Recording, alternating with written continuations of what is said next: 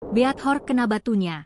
Kini dipecat anak buah Prabowo dari BP Taskin, gegara kritik ijazah Jokowi. Bambang Beathor Suryadi kena batunya.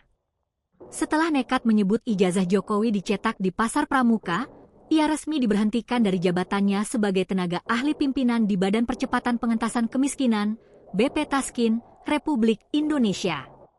Pemberhentian tersebut diumumkan melalui surat resmi bernomor B116 KS02 SIS 6 2025 yang ditandatangani langsung oleh Kepala Sekretariat BP Taskin, Eni Rukawiyani.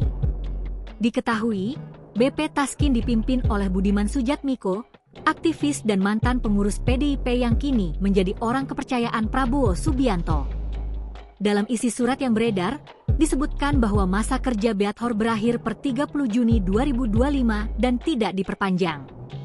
Selain karena kontraknya selesai, evaluasi internal juga menyimpulkan bahwa Beathor melanggar kode etik dan tidak mencapai target kinerja. Berdasarkan hasil evaluasi atas adanya pelanggaran kode etik dan pencapaian kinerja yang tidak sesuai, selanjutnya terhitung mulai tanggal 1 Juli 2025, kontrak kerja saudara tidak dilanjutkan, bunyi kutipan dari surat tersebut, Jumat, 4 Juli 2025. Namun, banyak pihak mengaitkan pemecatan Beathor dengan pernyataannya yang kontroversial mengenai keaslian ijazah Presiden Joko Widodo. Dalam salah satu program di stasiun televisi, Beathor menuding bahwa ijazah Presiden ke-7 RI dari Fakultas Kehutanan Universitas Gadjah Mada hanyalah hasil cetakan ulang yang diduga dibuat di Pasar Pramuka, Jakarta Pusat. Pernyataan tersebut memancing sorotan publik, apalagi Beathor dikenal vokal melontarkan kritik terhadap elit pemerintahan, termasuk Presiden Jokowi dan Wakil Presiden Gibran Rakabuming Raka.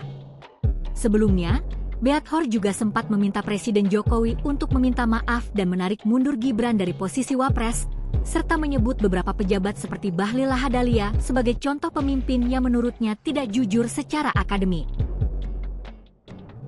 Download Tribun X sekarang, menghadirkan lokal menjadi Indonesia.